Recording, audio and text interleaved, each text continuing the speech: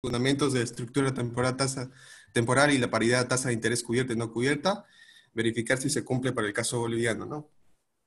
Entonces, el trabajo está diseñado en 3 capítulos, los 3 capítulos principales.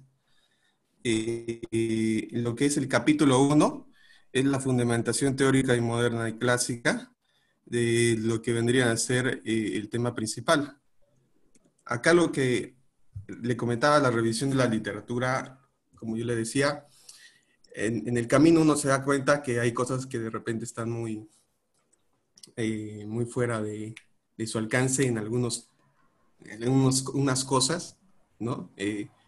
No tanto la parte técnica, porque eso se la puede aprender, sino, digamos que hice consultas a Pablo Mendieta sobre este tema de usar la regla de Taylor para estimar los componentes de la yield curve, y él me sugirió que eso no es aplicable para el caso boliviano, digamos, bueno, tomé la decisión de tomar su sugerencia y, digamos, no enfocarlo como una yield curve, sino, perdón, no enfocar la determinación de la yield curve con determinantes de la regla de Taylor, sino usar el modelo que se hace de expectativas racionales, que se llama teoría de expectativas racionales de la curva de rendimiento y su conexión con la hipótesis de la UIP, que es lo mismo, digamos, ¿no? Es lo mismo, en mi modelo va a ser lo mismo, voy a tratar de ver si se verifica la ETI para Bolivia, verificar si se cumple la hipótesis de la UIP, pero ya no voy a calibrar, digamos, los componentes pendiente, curvatura y nivel de la yield curve con una regla de Taylor, sino como usualmente se usa, digamos, ¿no? Un modelo Nelson-Siggen con una función objetivo y restricciones que les voy a explicar más adelante. Entonces, la revisión de la literatura, como ustedes pueden ver, acá prácticamente se enfoca en las teorías de expectativas. ¿Qué me habla de las teorías de expectativas? Te dice que las tasas de largo plazo, por el lado de la ETI, ¿no? Las tasas de largo plazo son un promedio de las de corto plazo. Entonces, prácticamente, esa es la teoría fundamental, es una de las teorías teóricas, valga la redundancia, sobre la curva de rendimientos que se va a tratar de probar, que también está digamos así, conectado o concatenado a la UIP, en el sentido que hay un factor de expectativas por parte de los inversores de rendimientos en monedas locales y también un factor de expectativas sobre la depreciación sobre estas monedas. Entonces, esta es la ecuación general que más adelante la voy a explicar, pero prácticamente sus variables de la UIP o la variación está determinado por una constante, el factor de devaluación, el riesgo país y un choque aleatorio. Entonces, los modelos teóricos, expectativas racionales para la ETI y su conexión con la UIP. El método que voy a usar para estimar la UIP, por los papers o tesis que he visto, es un BEC. ¿Por qué un BEC? Porque digamos que he descubierto que hay variables que no son estacionarias al nivel. Entonces, entiendo que este modelo me va a permitir modelaciones cuando no se cumple la estacionalidad al nivel, digamos, ¿no? O sea, son la primera orden integrado 1, digamos, ¿no? Entonces, es por eso el uso de la BEC. Para ambos casos se consideró modelaciones de la ETI y claro, usé lo que use para determinar la ETI, usé el método parsimonioso paramétrico de Nelson-Sigel. Lo que sí voy a mantener es la descomposición de nivel, pendiente y curvatura en la ETI, solo para la interpretación, que me parece muy importante. Y al final lo que encontramos es que el modelo del UIP en sí es un datos de panel, digamos, ¿no?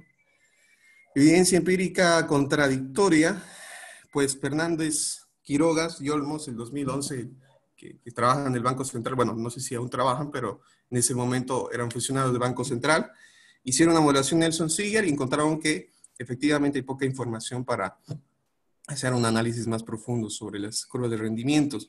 Melender hizo un trabajo, tesis doctoral, sobre la UIP en Bolivia usando modelos VAR, solo que la diferencia con el trabajo de Melender, para el caso boliviano, es que usa tasas pasivas, ya sea de certificados de depósitos para Estados Unidos, y las tasas pasivas para Bolivia.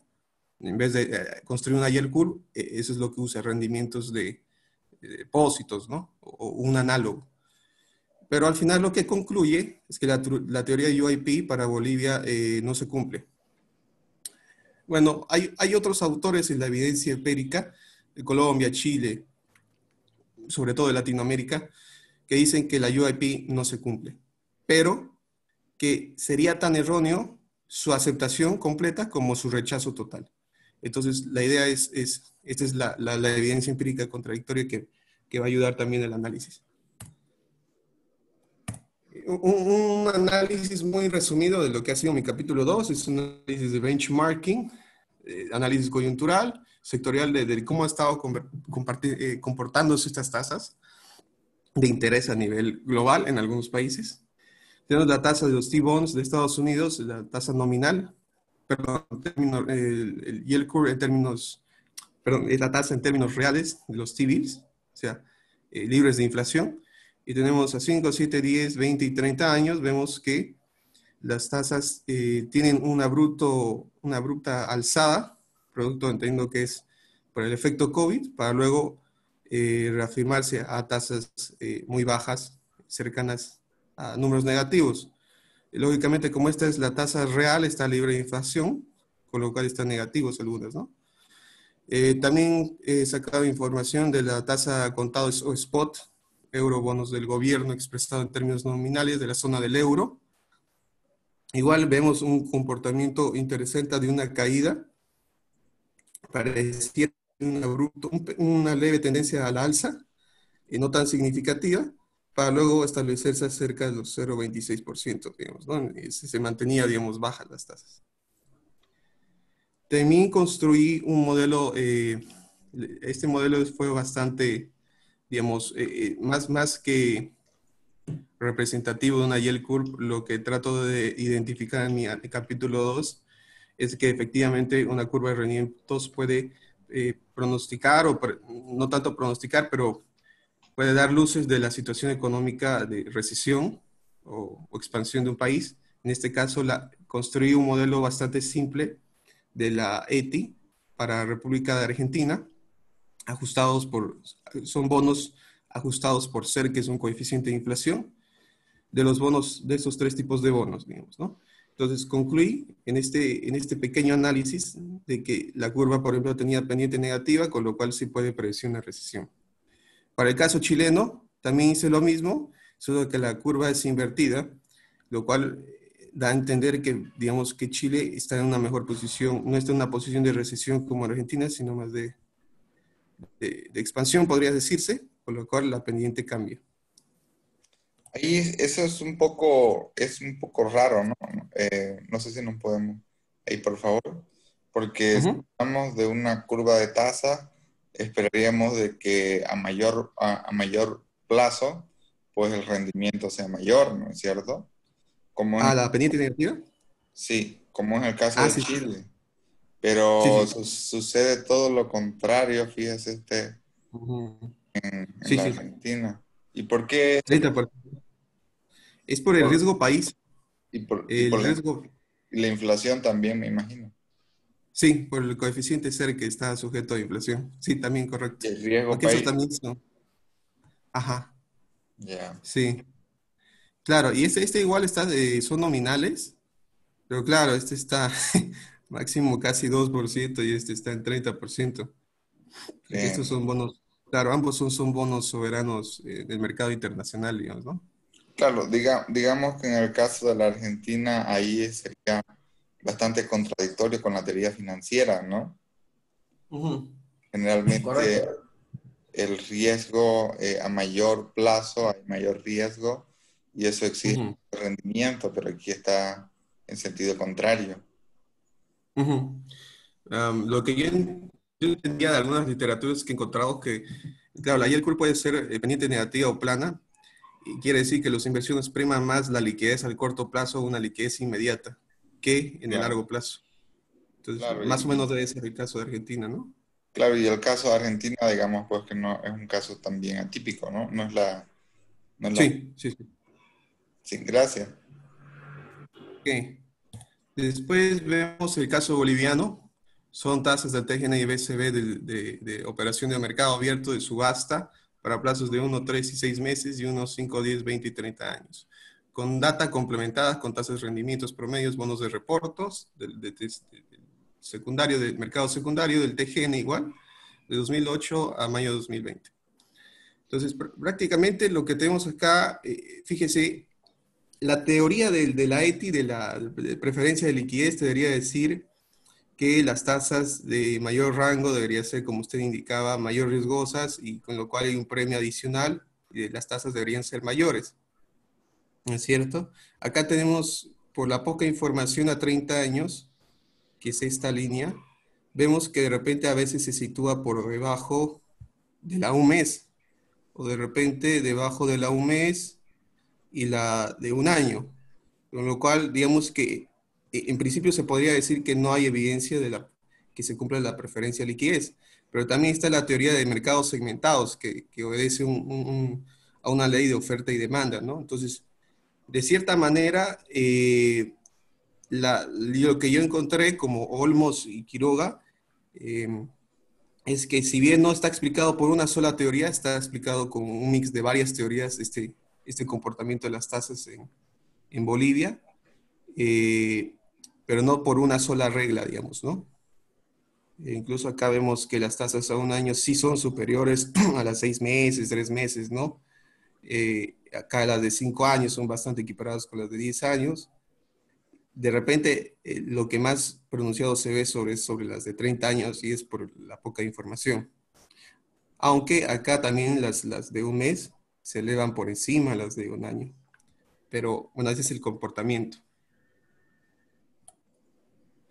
Entonces, en mi capítulo 2 también hice un análisis de indicadores de volatilidad financiera de las tasas Fed, porque también lo que trato de buscar en mi tesis es hacer un análisis de correlación del impacto de las tasas, digamos, de las tasas de la Fed sobre las tasas locales. Entonces, en un principio lo que hice fue a ver cuánto captura las tasas en dólares de la Fed, las volatilidades del ciclo financiero, usando los indicadores VIX y VOX. Entonces, para ver cuánto captura la tasa en dólares de las variaciones de estos indicadores de volatilidad financiera, hice análisis de ciclos dinámicos. Acá está la descomposición de los ciclos, las tasas a 10 años, un año, 30 años, y así sucesivamente. Lo que al final concluí que el análisis de los ciclos por fit de Cristiano Fitzgerald asimétrico es el más adecuado, digamos. Acá están los análisis de ciclos. Acá primero tenemos un análisis del comportamiento de la serie histórica del precio del WTI, que también lo tomé como una prox de indicador, digamos, de aproximar volatilidades, digamos, de mercados financieros.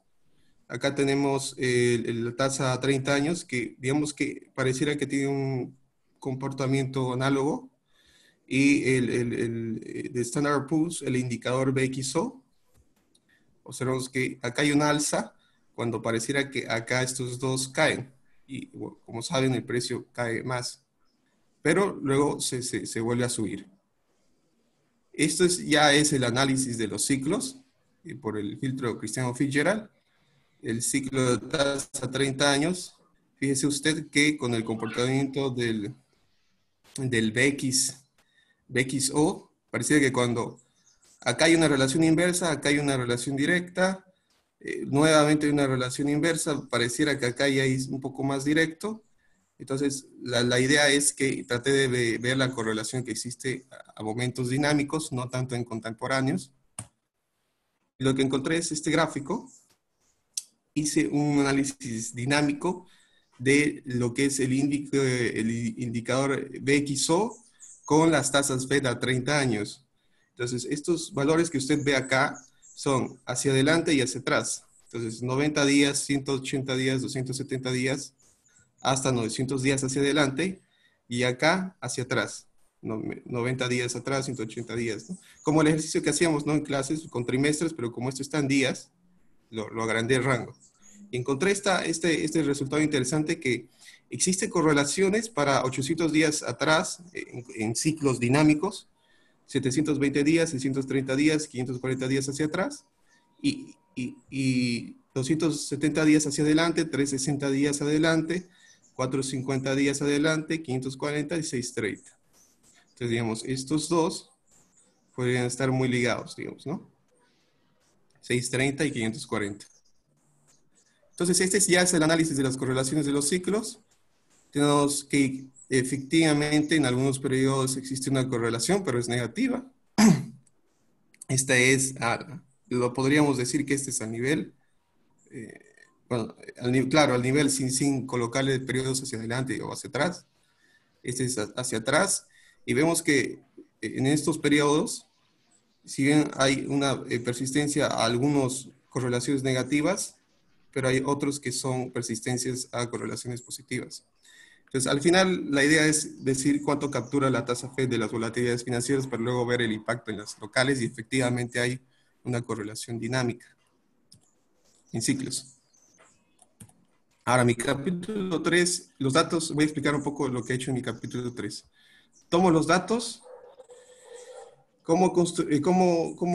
cuáles fueron las fuentes de información para mis datos.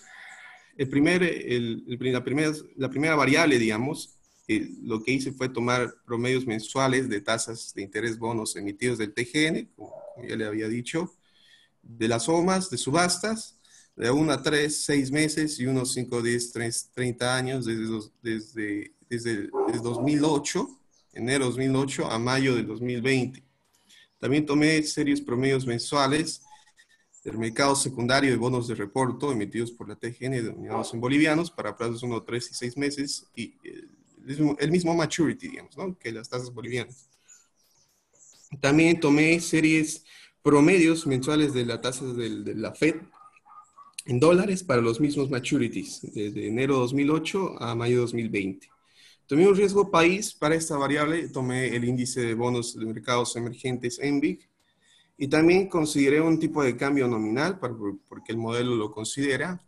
Este es un punto pendiente que quería hablar con usted, doctor, porque yo lo comenté con Pablo y me sugirió para tomar una aprox, digamos, de la devaluación cambiaria que habría en Bolivia, sería tomar el trabajo relacionado a encuestas de expectativas económicas del Banco Central de Bolivia del periodo 2008 al 20.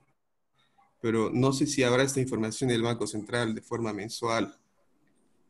No sé si usted, doctor. Desde el 2008 no creo que exista eso, es una publicación de las expectativas hace unos 5 años atrás, ¿no? Entonces va a estar limitada por ahí. Lo que sí hay es un tipo de cambio promedio del sistema financiero que tiene variaciones. Es decir, no es fijo, ¿no? Yo recomendaría ahí un tipo de cambio promedio del sistema financiero. Tipo de cambio por medio del sistema financiero. Perdón, no sé por qué se Sí, salió. Pero tipo de cambio promedio del sistema. Claro, porque ahí está el de compra y el de venta, creo, ¿no? En el tipo de sí, cambio.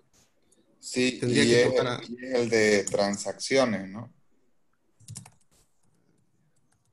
tendría que tomar el de venta, ¿no es cierto? No, no, no. Bueno, si va a incluir esa variable, usted debe pedir esa información, porque se incluye el tipo de cambio promedio, inclusive hasta de lo que utilizan las casas de venta autorizadas, ¿no? ¿Cómo se llama? La casa de cambio, Eh, ¿verdad? También. Ya, entonces tendría que solicitar esta información. Sí, tiene que solicitar esa información. Esto directamente al Banco Central. Así es, una carta. Ya. Una carta a Raúl Mendoza, que es asesor de política económica.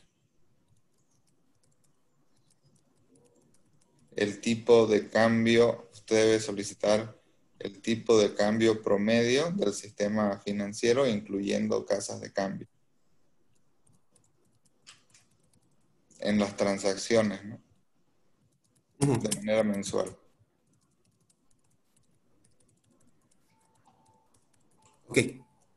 vuelvo a la presentación. Eh,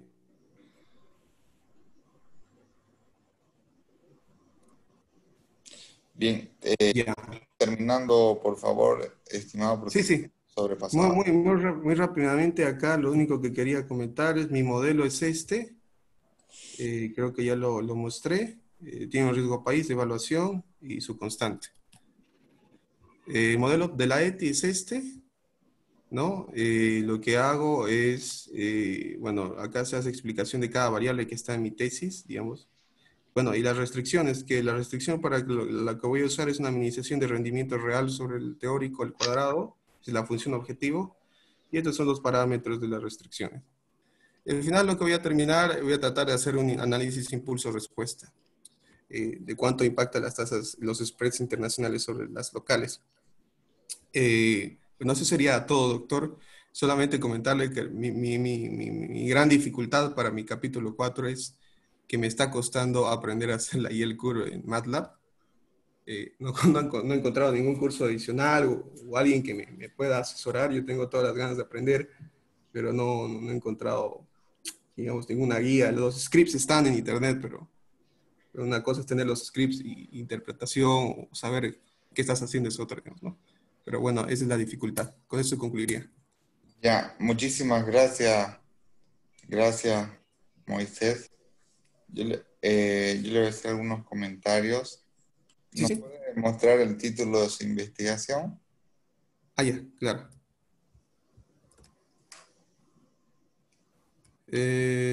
¿Está? Sí. Yo ahí tendría una sugerencia. Yo le sugeriría que sea hipótesis en la paridad de tasas de interés, Ya. hipótesis en la paridad de tasas de interés, cubierta y no cubierta, Ujú. dos puntos, evidencia empírica para Bolivia. Ahí suena mejor. Está bueno. Ahí, obviamente, en este título no estamos diciendo si se cumple o no se cumple, ¿no? Pero sí que va a haber una evidencia empírica. Ah, ya. Que puede ser de rechazo o de aceptación del, ¿no? De rechazo o no rechazo, de, Ah, ya. Ok. Ya. ¿ya? Gracias, doctor. Bien, ese es un elemento. El otro elemento, para efectos de presentación, cuando usted haga, digamos, termine su tesis y tenga que hacer ya la defensa ante un tribunal, Ujú. voy a hacer la cuarta lámina. Acá. Sí. Ya. Yo le sugiero que ponga el nombre completo en vez de las abreviaturas. Por ejemplo, UIP. Sabemos de qué Ah, ya. es la, es la paridad de tasa de interés no cubierta, me imagino, ¿no es cierto? Ujú. Correcto.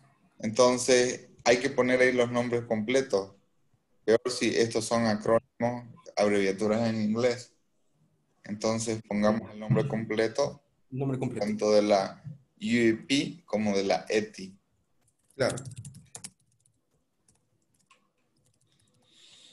Luego, usted mencionaba, ahí en esa misma lámina, dice, el cual es estimado mediante el BEC, dice, ¿no? Sí, sí. A mí lo que me llama la atención es que en su Ujú. ecuación principal,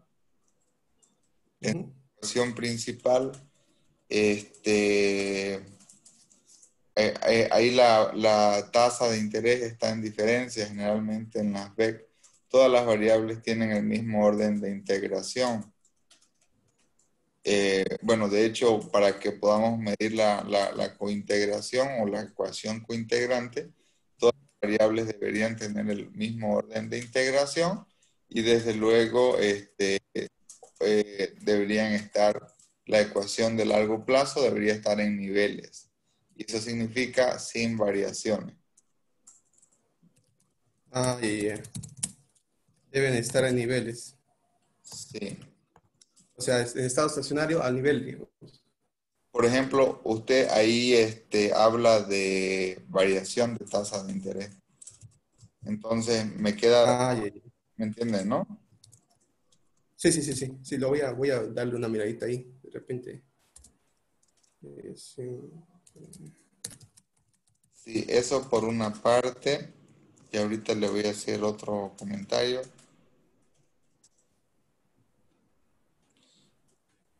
No sé si nos puede mostrar también las ecuaciones finales en sus estimaciones y si nos puede explicar cuál sería cuál serían las hipótesis desde estas dos teorías. Esta es la hipótesis, bueno, esta es la ecuación fundamental de lo que explicamos, es que en N son tasas de corto plazo y las M son tasas de largo plazo. La teoría de expectativas te dice que las tasas de largo plazo son promedios de las de corto plazo, digamos, ¿no? Por otra parte, la UIP te dice que las expectativas del tipo de cambio nominal, o sea, su variación, su devaluación, en teorías de expectativas, está dado por un diferencial de spreads de tasas locales, corto plazo, porque es N, y tasas internacionales, más un coeficiente de riesgo por devaluación, que yo estoy tomando riesgo país. Entonces, si yo junto estas dos teorías, que es de las expectativas de la ETI y expectativas de la UIP, tengo esta modelación, ¿no? Que es las expectativas de la variación del tipo de cambio o efecto de evaluación, Ya, es una constante, ¿no? Y voy pero desarrollando y llego a esto. ya, ya. Ajá. Entonces ahí, ¿cuál sería el signo esperado de que sea positivo? Si es negativo, se cumple el UIP. Si es Ah, negativo. sí, sí, sí, correcto. Ya, entonces ahí la hipótesis es que sea negativo y estadísticamente significativo. Es- Sea negativo y significativo, ¿no? Claro, bueno, eso yo le pregunto a usted. Ah, ya, ya. Claro, bueno, me falta un poquito leer esa parte, pero sí tiene que ser negativo. Lo de significativo, imagino que sí, pero lo voy a confirmar, lo voy a leer. Pero sí tiene que ser negativo el Ya. valor. Ahí, de igual manera, usted hablaba de, bueno, esa variable de devaluación que estaba en su modelo, en la cual yo le dije, le señalé qué variable podría ser. ¿Sí, sí? Le voy a recomendar un Sí, sí. documento también. ¿Allá? Es el documento es un documento ya antiguito, que es, ahora déjenme lo estoy buscando, Ujú. es de Román 1996. Román 1900. Vela. La demanda de Román, dinero en México. Román Vela, 1996, demanda de dinero De México. dinero en México, sí. Él ahí calcula una variable que se llama expectativa de devaluación. Mm, está bueno. Entonces, ese cálculo también le puede, bajo esa metodología, le puede ser también Claro. una variable proxy.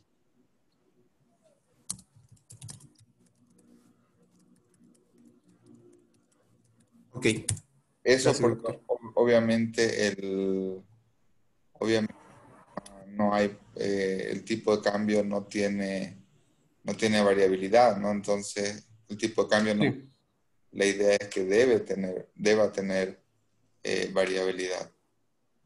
sí, sí, correcto.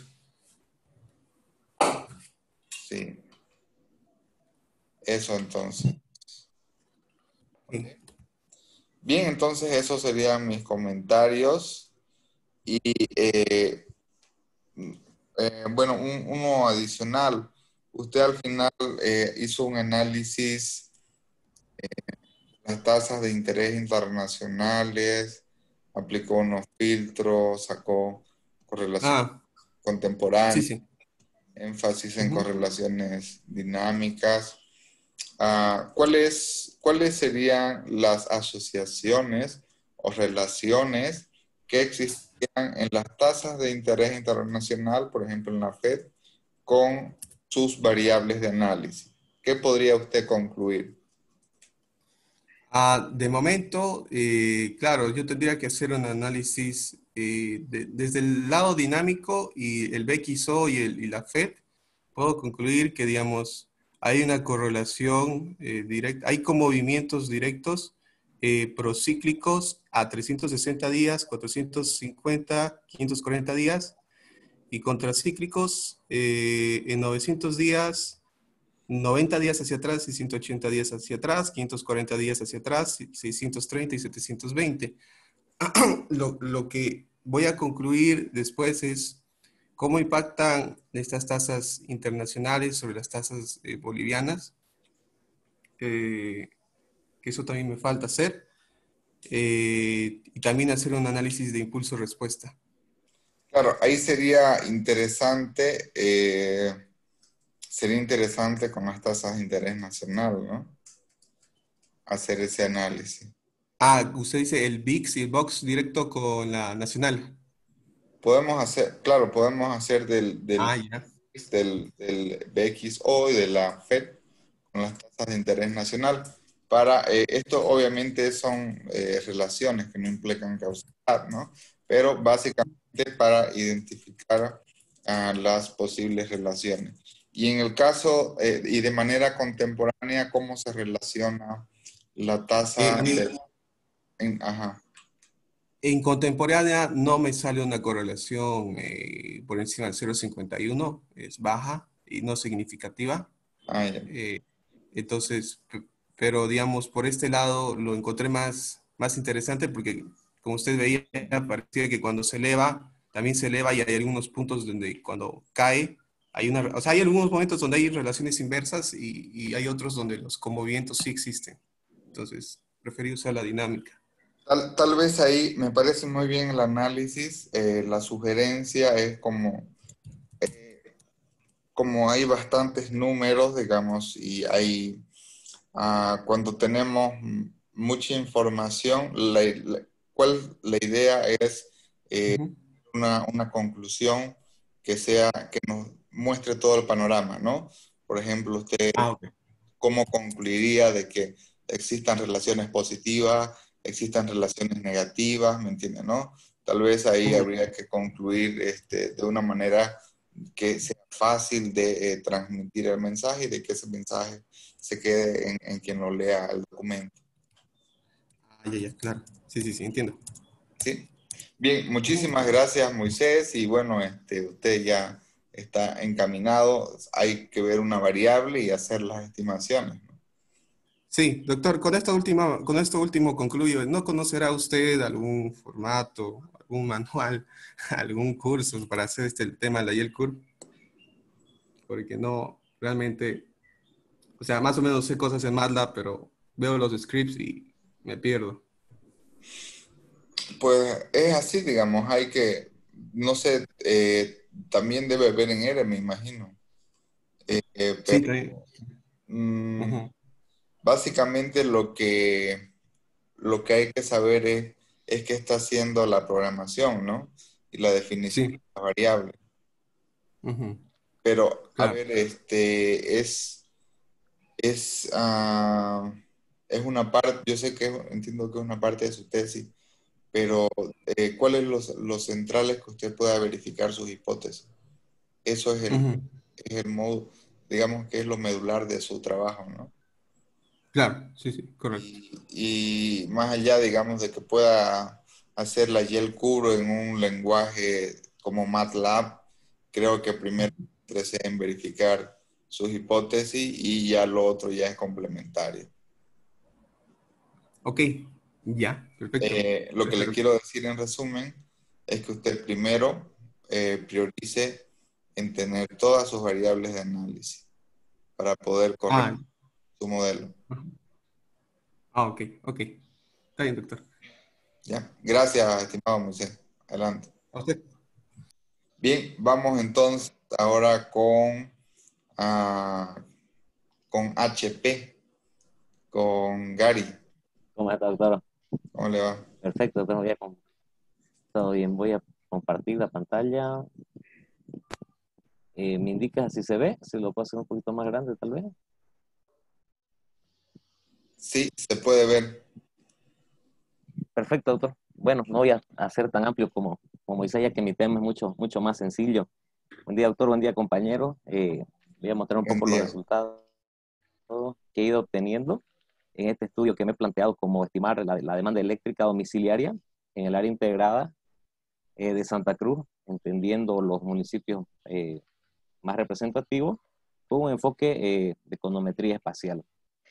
Eh, o, eh, Highlights o lo que serían los principales datos del estudio es que podemos encontrar que la demanda por energía domiciliaria se encuentra correlacionada espacialmente, ¿no? Eso lo veremos al final. Proponemos un pronóstico que considere esta dinámica espacio-temporal o estos efectos inobservables que a veces se pueden darse en la economía y nos pueden llevar a hacer mejores pronósticos, ¿no? Eh, Básicamente comparamos un modelo ARIMA con un ARIMA espacial. eh, ¿Cuál va a ser nuestro indicador de eficiencia? Básicamente va a ser el pronóstico de la demanda, ¿no? Eh, hemos encontrado que el espacio temporal mejora la precisión del pronóstico y que estos pueden ser de utilidad para las demás categorías que distribuye la Cooperativa Rural de Electrificación, que nos facilitó los datos, ¿no? Por ello, pues, encontramos en las palabras claves términos como la autocorrelación espacial, análisis de pronóstico de demanda de electricidad, modelos de espacios temporales y arimas espaciales. Un poquito la metodología la planteamos en dos etapas, básicamente corriendo una primera etapa, modelos como ser el ARIMA, el ARDL, el SARIMAX y también algún ARIMAX por ahí, ¿no? Que en breve los paso a detallar y que se diferencian. Y también un poco la crítica es que a estos modelos ARIMA, SARIMA, le dicen, bueno, en la jerga académica, los naif, creo, ¿no? O los hombres de paja, ¿no? Que son modelos ingenuos, digamos, ¿no? Que uno no debería tomar con los pronósticos tan a la ligera, ¿no? Entonces, para ello, ¿qué hacemos? Incorporamos No lo una sabía matriz de esa, peso. no sabía esa ¿Sí? de los hombres de paja. Sí, le dicen hombres de paja, ¿no? Porque uno, bueno, cuando pelea contra un hombre de paja, siempre le va a ganar, digamos, ¿no?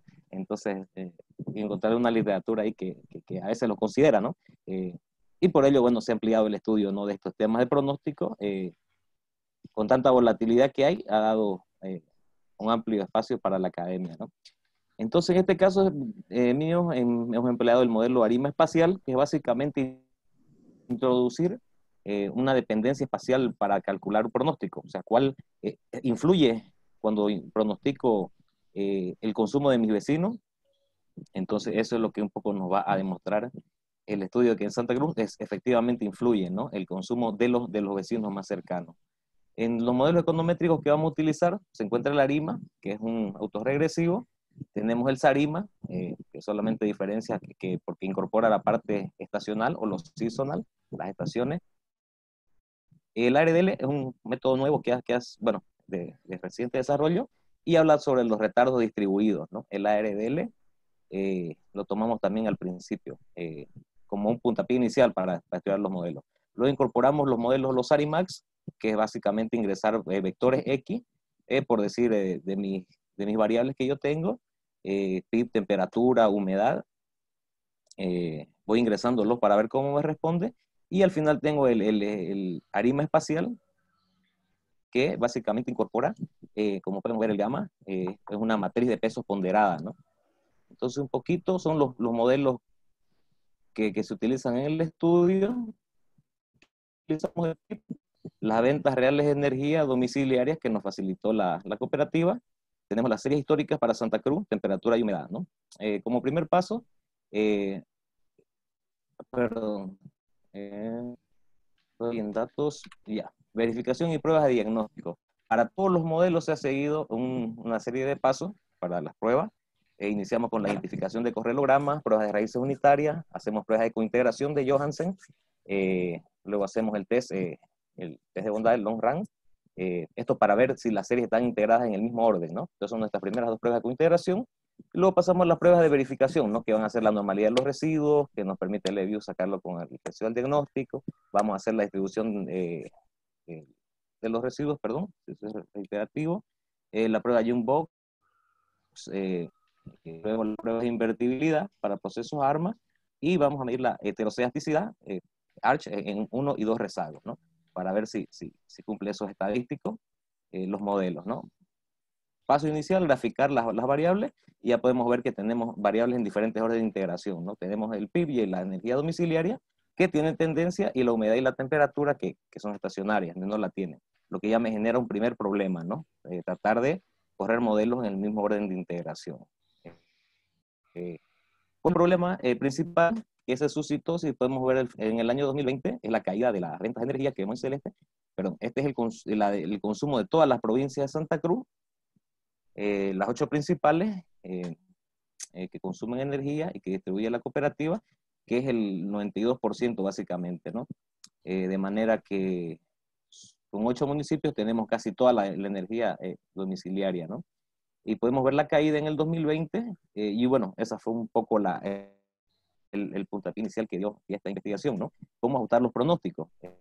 Eso en el entendido de que la cooperativa, ante el ente regulador, tiene que hacer un pronóstico, si bien cada 4 años ahora se ha reducido para los ajustes, y en función a la demanda, tiene que cumplir una cierta inversión, ¿no? Entonces, como que las inversiones están sobreestimadas porque hay un pronóstico que está por encima de lo que realmente está ocurriendo, ¿no? Entonces, para ello nosotros hemos tenido la información de 2003, la tenemos en formato trimestral para las 8 provincias, ¿no?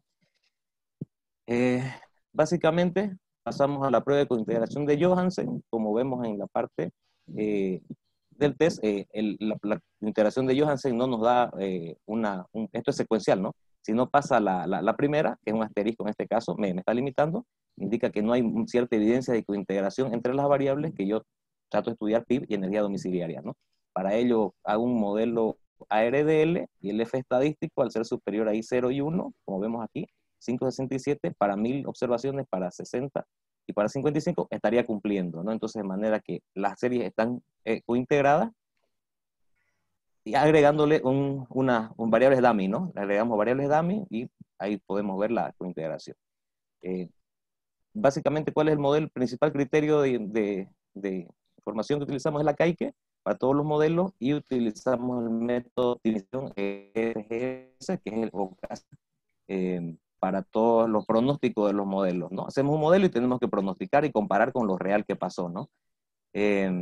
Este es el modelo RDL, vamos haciendo las pruebas, más o menos son 8 que se tienen, el gráfico ARMA, del ARMA, los test de normalidad de los residuos, residuos al cuadrado, y las pruebas ARCH en 1 y 2 rezagos, que aquí es el F estadístico el que me indica, ¿no? Que creo que hace 5%, creo, si no recuerdo mal, para que no haya heterocelasticidad en 1 y 2 rezagos. Tiene que ser en realidad mayor al 5 y al 10%. Ahí, por ejemplo, Mayor al 5 y al 10. en el primero está bordeando, ¿no? El límite, 0,11. Sí, exacto. Y el modelo del ARDL es el que más se nos aleja de los promedios, ¿no? Vamos a ver, es el modelo, bueno, peorcito, ¿no?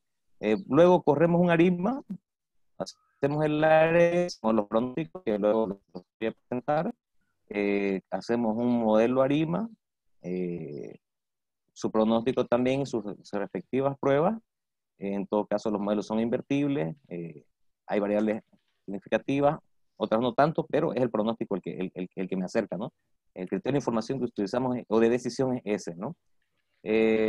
Teniendo un ARIMA, ya empezamos a agregarle, ¿no? Las variables, como podemos ver, diferenciamos la energía domiciliaria, la constante, en este caso nos dio de 1 a 3, el término MA, que es la media móvil, el SMA, que es el componente estacional, como son variables en trimestre, tenemos 4, y ingresamos la diferencia del PIB, lo que mejora en cierta medida los pronósticos que veremos a continuación. Corremos las pruebas de verificación, hacemos un salto, en este caso incorporamos el logaritmo de la temperatura y el logaritmo de la humedad. A nuestro aritma le vamos agregando vectores X, ¿no? Lo cual nos arroja otros pronósticos y tengo las pruebas respectivas ya mencionadas anteriormente, ¿no? Esas hay que, en este caso los armas son invertibles, el arma es estacionario, si bien hay algunos problemitas en la distribución de los errores, de los residuos, perdón, pero bueno, han sido épocas atípicas, al menos al final de este periodo, que bueno, eso no podríamos ingresarle algunas variables DAMI para controlarlo porque serían muchas, ¿no? Serían muchas variables, ¿no? Salvo ello, los otros demás les pasan. Bueno, traigo a resumen todos mis pronósticos que hago de 2018 hasta 2020, trimestre 2 que se tiene el consumo, comparando por modelo, el que mejor se aproxima es el modelo del SARIMAX 2, ¿no? El SARIMAX 2 era el modelo que tenía las variables X, el logaritmo y el PIB y el logaritmo de la temperatura, ¿no? Entonces, me aproximo bastante. Sin embargo, todavía estos modelos se esperaría que con la variable espacial sean más perfectibles, ¿no? Como vemos en el mapa de utilizamos ahora, armamos una matriz de peso con las 8 provincias. En la técnica se llama disposición al fil, de manera que si hay alguna esquina que compartan, son vecinos, ¿no? Son vecinos. En este caso, las 8 están unidas, ¿no? Lo que nos facilita un poco el análisis. El siguiente paso en la técnica es elaborar nuestra matriz de peso, ¿no? Y luego normalizarla a una. Esta es una parte en la que tenemos que tomar mapas y hacer quiénes son contiguos y quiénes son vecinos, ¿no? De hecho, hay archivos shape que nos pueden facilitar, pero nos limita que vienen para todas las provincias, ¿no? Y como aquí solo teníamos que descartar porque habían provincias que no tenían información completa, y nos quedamos con 8, ¿no? Que por suerte son las más representativas, ¿no? Normalizamos nuestra matriz a 1, y esto ¿para qué hacemos? Para conformar el vector Y, que eso se hace en MATLAB, digamos, ¿no? En MATLAB, que lo tengo por acá, son estos los códigos que utilizamos, ¿no? Básicamente, formamos la matriz, hacemos la prueba de que la diagonal sea 0, hacemos la prueba de que la matriz sea simétrica y no esté cometiendo errores, normalizamos la matriz, y ya los códigos son de acceso abierto. El profesor Lesage de la Universidad de Virginia nos ha facilitado al subir sus códigos abiertos, ¿no? Y la manera de iterar para hacer estas multiplicaciones, ¿no? O sea, el consumo de cada provincia y el consumo de los vecinos, ¿no? Esas las juntamos y sería nuestro WY, ¿no? Nuestra matriz de pesos multiplicada por el vector de los vecinos. Entonces, esa es básicamente la diferencia con respecto a los anteriores modelos, ¿no? Ahí tenemos el código que nos genera los valores, y una vez que tenemos esos valores, hacemos un MCO en 2 etapas, esto utilizando un instrumento, que en este caso es el consumo de los vecinos, ¿no? Para poder, porque no podemos ingresarla directamente la variable vecino, porque va a haber correlación de errores, ¿no? Entonces utilizamos un instrumento, hacemos en 2 etapas, y ese es el resultado de los pronósticos, de los forecasts de estos modelos, nos llevan a esta conclusión, que si bien están los datos trimestrales, un poco los resumo, en los últimos 3 años, ¿no? Entonces tenemos en la primera casilla el consumo real de energía domiciliaria, tenemos el modelo ARIMA originado para la provincia de Andrés Ibáñez, que estamos hablando del 86% del consumo domiciliario, ¿no? Entonces es representativo, y vemos que las diferencias, un modelo ARIMA, tenemos 3.50, 6.14, pero ingresando a la variable espacial, el pronóstico me reduce a 0.39, 1.06, y para 2020, los 2 trimestres que fueron atípicos, el ARIMA espacial se aproxima con un 2.55%. Cabe mencionar que en el momento que se hicieron las primeras pruebas, los pronósticos realizados por la cooperativa llegaban incluso al 7, 8 y en algunos casos hasta el 22%, que se alejaron los pronósticos, ¿no? Obviamente ningún pronosticador iba a anticipar la situación de los primeros 6 meses, la caída en la actividad económica, y que se transmitió directamente a la energía, ¿no?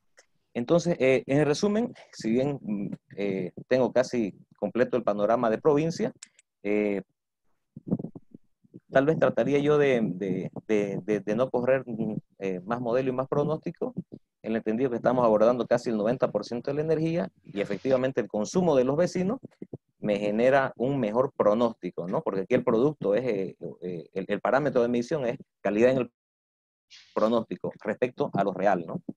Entonces, eso es un poco, doctor, mi pequeño trabajo que he realizado. Muy bien, Gary, muchísimas gracias. No sé si alguno de los compañeros tenga algún comentario al respecto. Orlando. Ya, Buen día, Orlando. este, quería preguntarle a Gary, ¿cómo es digamos, la variable espacial, Ujú. a ver, cómo es que la variable espacial hace, digamos, mejorar el pronóstico? ¿Cuál es la relación? O sea, Yeah. ¿por qué, digamos? O sea, no, esa parte me perdí. Ah, ya. La parte de la variable espacial, bueno, sucede que si yo hago una serie univariada, hoy tengo sobre la historia de la misma variable, ¿no? Me genera un pronóstico. Si le agrego los principales componentes que tengo en mi ecuación, como el PIB, la temperatura, la humedad, me mejoran el pronóstico, ¿no? Pero sin embargo, la variable espacial captura estas relaciones que se están dando entre municipios. Por ejemplo, en el caso de Santa Cruz podemos explicarla con la zona norte metropolitana, ¿no? De la cual tendríamos que buscar un poco más de evidencia y en todo caso parecería ser que la gente viene a trabajar a Santa Cruz y regresa a sus municipios, ¿no? Entonces esa parte habría que documentarla bien, complementar con otros estudios de flujos de personas, de flujo laboral. Entonces es como que el consumo el consumo de los vecinos se está dando por este tipo de situaciones, ¿no? Esta movilidad que no la podemos cuantificar en este momento, no podemos hacer un estudio de 100.000, 200.000 dólares para ver, pero sí más o menos ya nos indica de que efectivamente debo ajustar el pronóstico como cooperativa y también ver dónde se están dando estos tipos de relaciones, ¿no? Ok, Entonces, eso es lo que va metiendo la variable, ¿no? El espacio temporal, esto que sucede y no lo podemos observar, digamos, ¿no? Pero que en el pronóstico, y hay bastantes estudios sobre este tema, ¿no? Para que certifican que agregar la variable espacial te mejora el pronóstico, ¿no?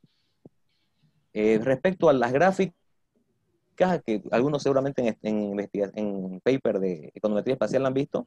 En este caso no vamos a ingresar gráficas. ¿Por qué? Porque las gráficas se utilizan cuando hay unos vectores de transmisión, como ser las enfermedades, como ser el COVID. En este caso la energía no se transmite, de manera que no sería útil utilizar algunos gráficos como tal vez algunos esperaban ver, ¿no? Porque la gente cuando escucha espacial quiere ver dinámica espacial, ¿no? En este caso no hay no contaríamos con ese tema, ¿no? ok, gracias. Bien, Eso muchísimas sería gracias por la gracias. pregunta. Yo tengo algunos comentarios, estimado Gary. Ya, doctor. Bueno, Perfecto. el primero de ellos es que en la presentación ahí debemos evitar los anglicismos. Por ejemplo, Ah, highlight. Entonces, sí, perdón, pero deberíamos poner, no sé, introducción, hechos estilizados o hechos a resaltar, ¿me entienden, no? Un primer elemento. El otro elemento perfecto. es, esta es una muestra de corto plazo, entonces no es pertinente incluir el tema de la cointegración. La cointegración está relacionado más a largo plazo. Estamos hablando de 30, 40, 50 años. Entonces su estimación de usted de corto plazo. Solamente con las pruebas de estacionalidad, DK Fuller aumentada, Philip Perron, KPSS es suficiente. Ya, doctor, perfecto. Otro elemento, el Producto Interno Bruto, PIB, que usted considera es departamental o es nacional. es el PIB nacional, considerando los 2 primeros trimestres, ¿no? Con un menos 5,9% se calculó el pronóstico, ¿no? Claro, está bien, digamos, Nacional, sí. tendría que ser, digamos, lo más factible es que sea departamental, ¿no? Porque la actividad económica en Bolivia, imagínense, ahí hay un problema en la medición, o por lo menos debemos decir de que una falencia, una limitación del documento, es que se está contemplando la actividad económica nacional y no la departamental, porque ahí cuando hablamos del tema de la producción o el ingreso, lo más pertinente sería el departamental, pero entendemos, no, creo que no hay información del PIB departamental trimestral, ¿no?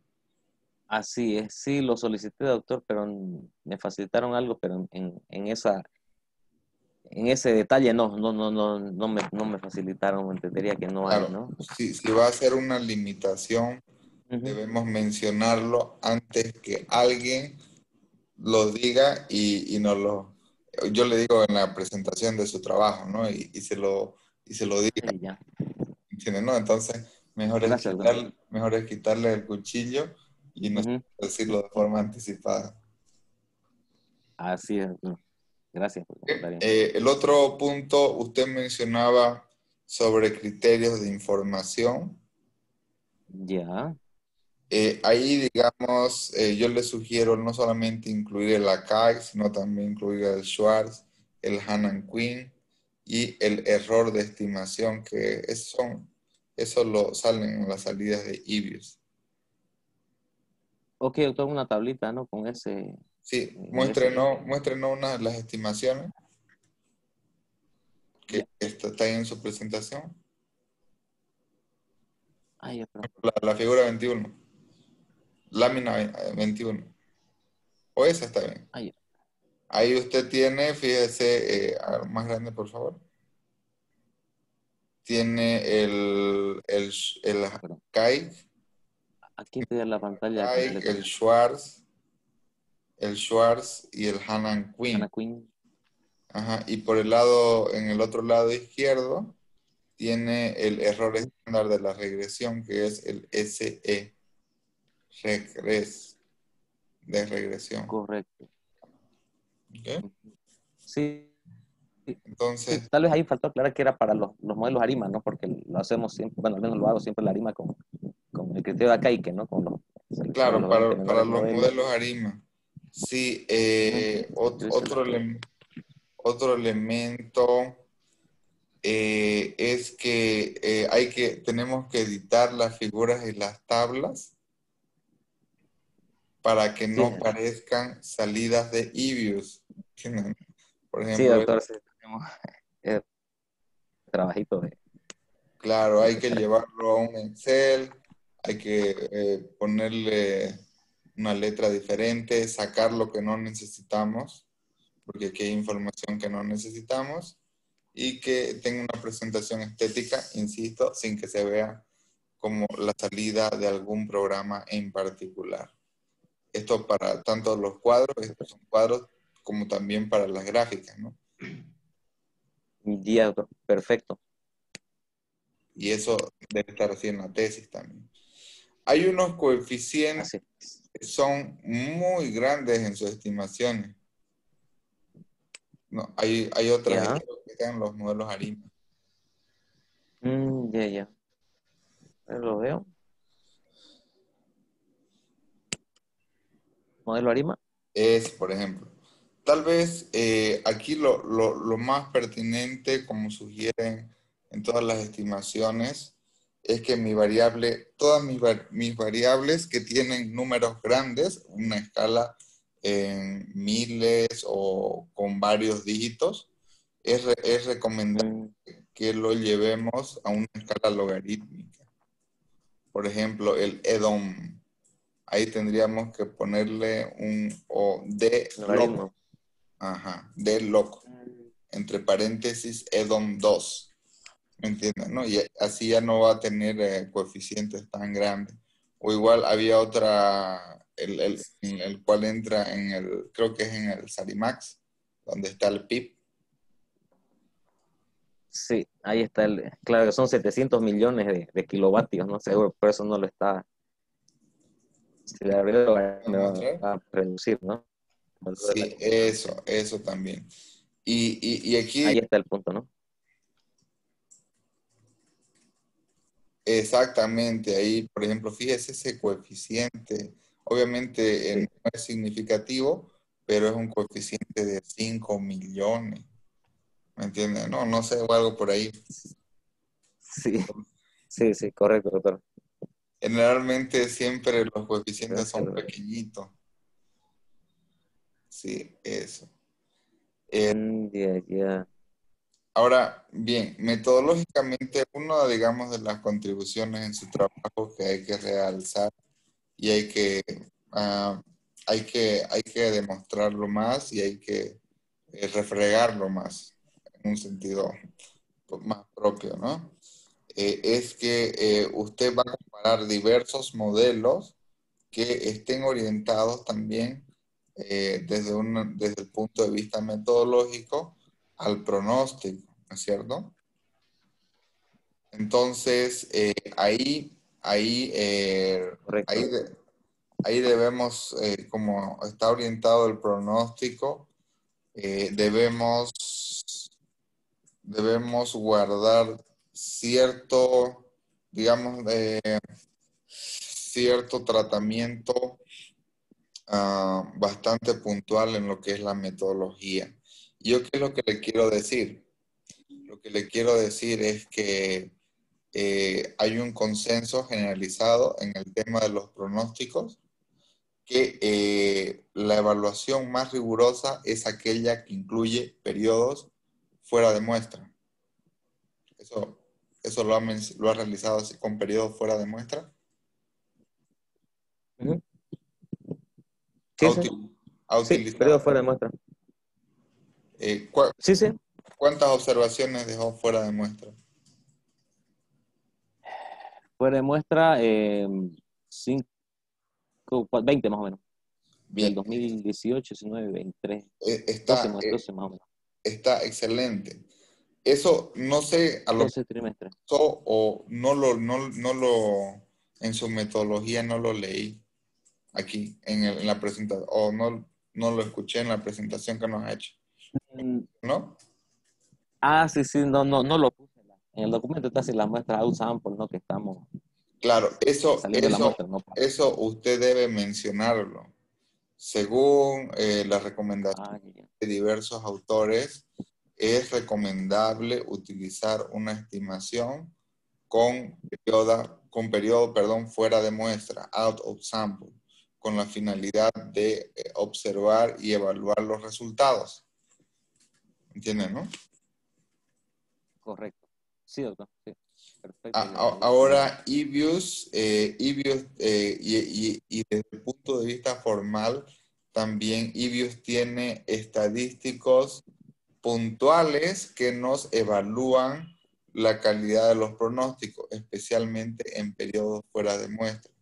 Que estos son el RMC, que es el error medio cuadrático, el otro, el MAE, que es el error medio absoluto, Ujú.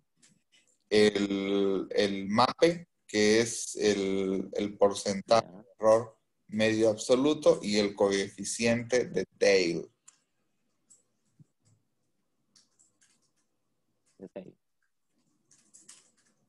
Perfecto. Y bueno, Vamos a hay por ahí un modelo ver. que hay que revisarlo, donde el R cuadrado es alto y hay pocas variables significativas.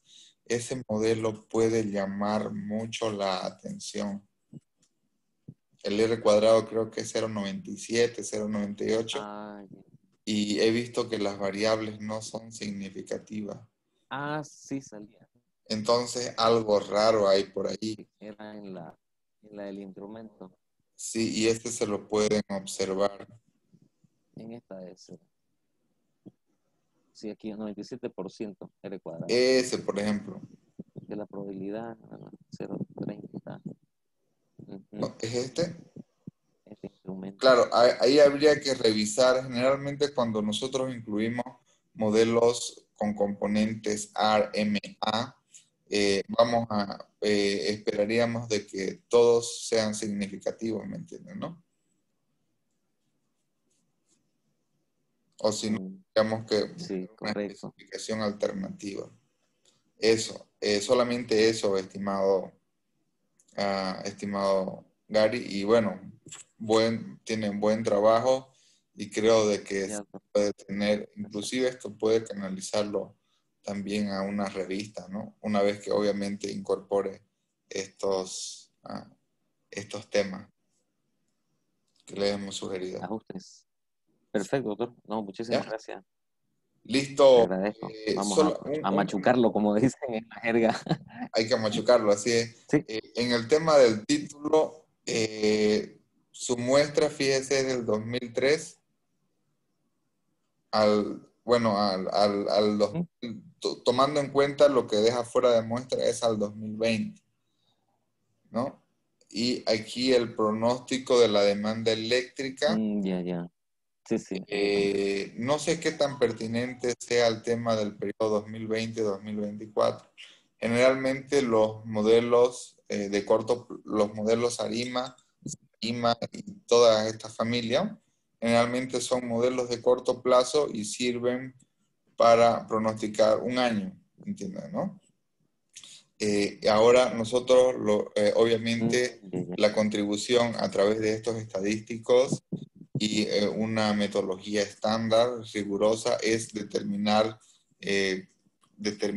cuál de estos modelos tiene mayor precisión en el pronóstico. Pero no sé si el periodo sea pertinente incluirlo. Lo que le quiero decir es que con usted considera el pronóstico de la demanda eléctrica domiciliaria en el área integrada, un enfoque de econometría espacial está muy bien. Correcto. ¿Ok? Entonces, Perfecto, lo quitamos entonces el periodo. sí, quítelo. Para no confundir, ¿no? Así es, ¿no? Y además, Ya. usted al poner el periodo le quita brillo, ¿me entiende, no? Porque aquí el tema metodológico y contribución está por el lado exactamente. Bien, gracias, estimado Gary, y siga adelante. No, gracias a usted, doctor. Perfecto, gracias. Amable. Bien, estimados, entonces, ahora vamos con Roberto. Buen día, profesor. Buen día a todos. Buen día, Buen día. Roberto. ¿Cómo te va? Ahora sí me he asegurado de tener una buena conexión, no como la vez pasada. Perfecto. Así que, si me permite compartir, voy a poner mi presentación. Voy a poner la pantalla. Compartir. Y ahora, ¿me confirman si pueden ver mi presentación?